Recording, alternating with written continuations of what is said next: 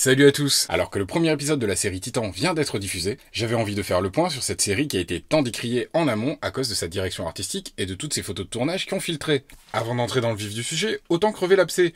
Oui, la direction artistique n'est pas folichonne. Oui, la direction artistique semble avoir claqué tout le budget dans le costume de Robin. Oui, le personnage que tout le monde redoutait est bel et bien le point faible du show. Mais la bonne nouvelle, si on peut vraiment parler de bonne nouvelle, c'est que tout cela est bien moins pire que prévu. Et j'y reviendrai.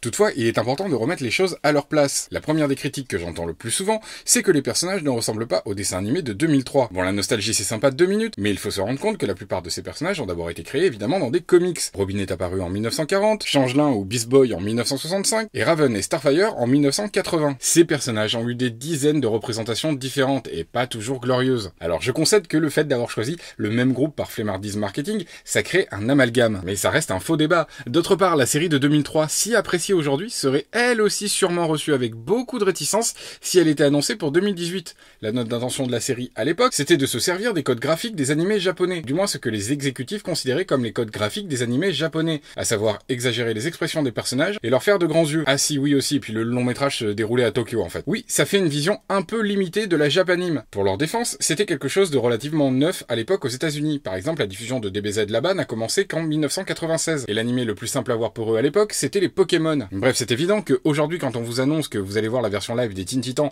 et que vous voyez ça... Oui, vous êtes déçus, mais si demain on vous dit « Voici la version Japanimation de ce comics » et que vous voyez ça... Come on, kids. X marks the spot. Bah vous seriez pas ravis non plus. Certes, c'est une maigre consolation. Toutefois, pour ce qui est de cet épisode pilote, et uniquement de cet épisode pilote, parce que je ne fais pas ici la critique du show en son entier puisque je ne l'ai pas encore vu, eh bien on assiste ici à un résultat en demi-teinte, rassurant pour ceux qui craignaient le pire, et un peu déconcertant, en tout cas je l'imagine, pour ceux qui lui faisaient une étrange confiance aveugle. Le gros point positif, c'est les 20 premières minutes qui sont exemplaires d'efficacité.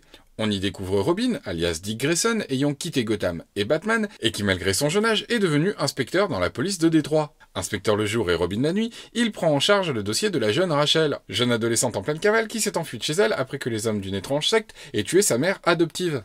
Toute cette première partie est nickel, on a des flashbacks sur les origines de Robin qui s'intègrent très simplement et parfaitement à l'histoire. Gotham, Batman et même le Joker sont mentionnés et trouvent grâce au pouvoir du hors-champ une vraie force dans leur évocation. Le traitement de la jeune Rachel, alias la future Raven, est un peu cliché mais efficace. Bref, tout va bien et puis soudain l'épisode s'arrête net. C'est comme si un autre épisode commençait et introduisait le personnage de Starfire au pied de biche. Son costume vulgaire est à l'image de la manière dont on la présente.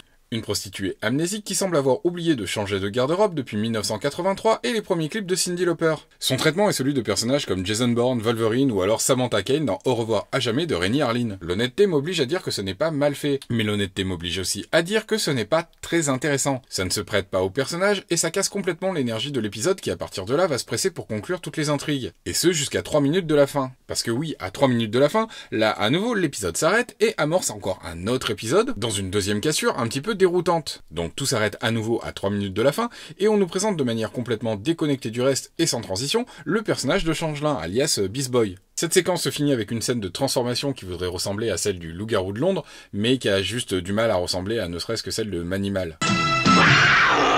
L'homme animal. Bref, esthétique fan-film, les traitements des personnages façon Torchwood, à force de perpétuellement hésiter entre violence débridée, chronique éternelle d'adolescents mélancoliques et pseudo-enquête façon X-Files, ce pilote fait penser à l'inconsistant Daredevil de Ben Affleck. Ce titan qui voudrait être au Teen Titan ce que Riverdale fut pour Archie et compagnie, se perd en cours de route. L'épisode ne supporte même pas la comparaison avec des pilotes vieux de 20 ans comme celui de Buffy contre les vampires ou même celui de Charmed qui en 40 minutes et autant de personnages à l'écran proposait bien plus. Au final, si vous voulez retrouver les titans dans des aventures convaincantes, il vous reste les 2 DTV récents, et toute une partie du casting se retrouve également dans Young Justice dont la saison 3 arrive très bientôt sur Netflix. Voilà, c'est tout pour cette fois, et je vous dis à bientôt.